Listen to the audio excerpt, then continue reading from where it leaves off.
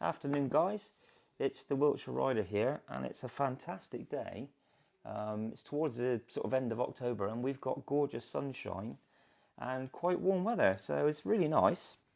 The reason for my video today, number one, I'm starting to use my new Action 3 Omaze camera and it's taken me quite a while to get used to it. I've been asked a couple of questions. Number one, how do I store my bike? Because I keep it in the garden. And number two, which I've been asked quite a few times by quite a few different people, is about rusty discs. They keep saying that their discs keep going rusty and they think it's a problem. So we're just going to cover those two small items today, and it'll give you a chance to get used to the camera and it'll give me an excuse to get some content on the channel again. We're going to have a look at the bike and I can cover the 2 points I just said. Okay guys, so as you can see, first question, how I store my bike. In the back garden, and normally I have the car parked over more so that nobody can get through with the bike.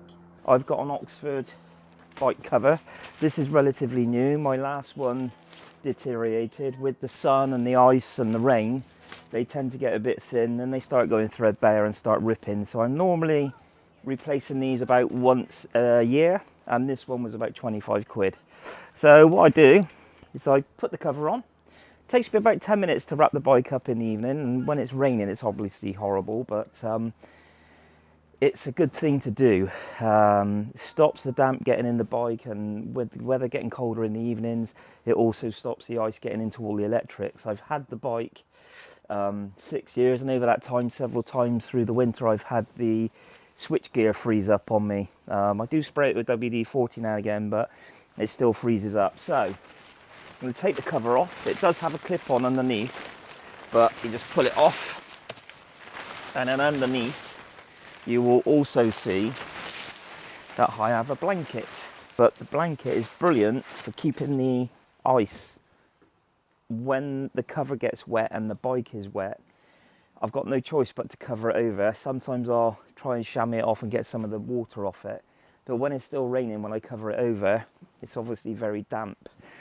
Then when in the winter, when it starts getting really icy, the ice, as I said, gets into all the switchgear. It's got a gel battery on this, which is about 5 years old, and it helps stop the ice and the cold draining that battery so much.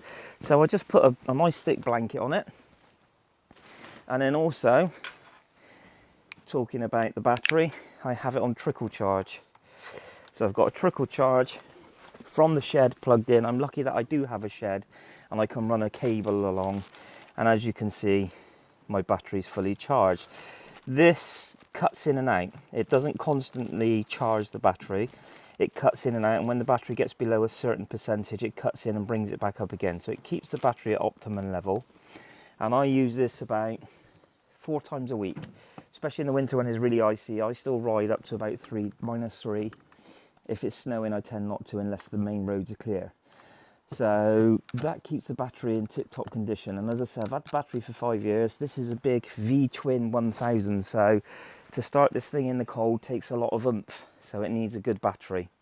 Now, to answer the second question about rusty discs, on here you can see they look like they've got a brown tinge, and whenever you leave a bike for a couple of days, or a car, whatever vehicle that has disc brakes, they will start to show a surface rust, and that is perfectly normal.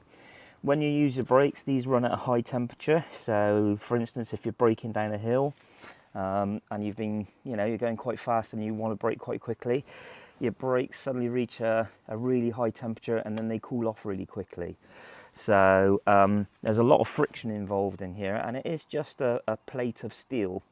So when it's left standing, even if it's covered up, damp will get to it, especially in the UK, very damp country. It rains all the blinking time, even in summer. So you will see like a speckledy surface kind of rust coming in. When you use the brakes, it will come off.